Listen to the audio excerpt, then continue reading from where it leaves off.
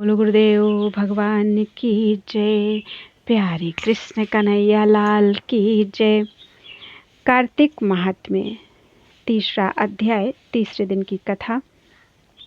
तिथियों में एकादशी और ये कार्तिक मास है, ये प्रिय क्यों आपको यह सुनने की आश। सत्यभामा ने पूछा, हे भगवान, आपने कहा कि मैं काल के स्वरूप हूँ, आपके लिए काल के सभी भाग समान हैं, तब फिर यह कार्तिक मास ही आपको क्यों श्रेष्ठ लगा? हे नाथ, मुझे यह जानने की इच्छा है कि सब तिथियों में एकादशी और महीनों में कार्तिक का महीना ही आपको क्यों प्रिय है। श्री कृष्ण बोले, हे कांते, तुमने यह अच्छा प्रश्न किया है। इस संबंध में तुम्हें बेन के पुत्र पृथु और महर्षि नारद का संवाद सुनाता हूँ। नारद जी ने कार्तिक मास की श्रेष्ठता बताते हुए कहा, पहले सागर का पुत्र शंख नामक राक्षस त्रिलोकी के मथने में समर्थ न हुआ।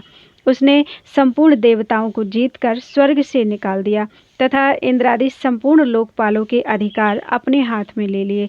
शंखासुर ने विचार किया, मैंने देवताओं को जीत तो लिया है, तो भी वे बलवान मालूम होते हैं।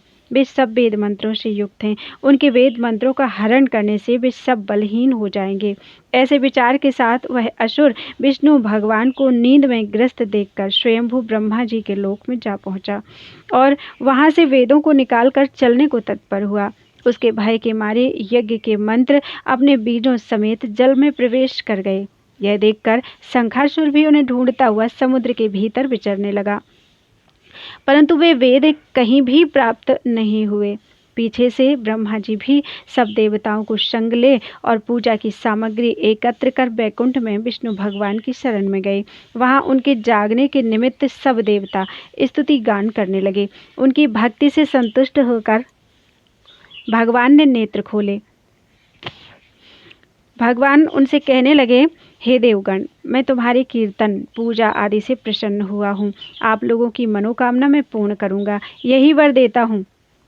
आश्विन शुक्ल पक्ष की एकादशी से देव उठनी एकादशी तक प्रहर भर रात्रि रहे। तब से जो मनुष्य तुम्हारी तरह मेरा गुणगान करेंगे, वे मुझे प्रसन्न कर मुझे प्राप्त होंगे। पाद्य, अर्घ्य, आचमन आदि जो तुम मेरे निमित्त लाए हो, वह अनंत गुण होकर तुम्हारे सुख के कारण होंगे। शंखासुर जिन वेदों को हर लाया है, वे सब जल में स्थिर हैं। मैं शंखासुर को मारकर उन्हें लाऊंगा। अब से बीज मंत्र समेत सब वेद प्रतिवर्ष कार्तिक के महीने में सदा जल में निवास करेंगे। मैं मत्स्य रूप धारण कर जल में जाता हूँ। तुम भी संपूर्ण मुनियों को लेकर मेरे संग आओ। इस लोक में जो अच्छे मनुष्य प्रातः काल स्नान करते हैं, वे निश्चय यज्ञांत स्थान के फल को प्राप्त होते हैं। जो कार्तिक में सदा स्नान करते हैं, उनको हे इंद्र, तुम मेरे लोक में पहुंचा दिया करना। ये यम, तुम सदा उनकी विघ्नों से रक्षा करना। हे यम, तुम सदा उनकी विघ्नों से रक्षा करना। और हे वरुण, तुम उनको पुत्र पौत्र आदि देते रहना। और हे कुबेर, तुम उनकी धन वृद्धि करो। हे देवताओं, आज तुमने मुझे एकादशी को जगाया है, इसलिए यह तिथि सदा मानने योग्य है, यह मेरे लिए प्यारी है। हे देवगणों, भली भांति से किए जाने पर यह दोनों व्रत मनुष्य को मेरा सामीप्य प्राप्त कराते हैं। यह सत्य जानो कि इसके समान कोई व्रत नहीं है। बोलो वृंदावन बिहारी लाल की जय।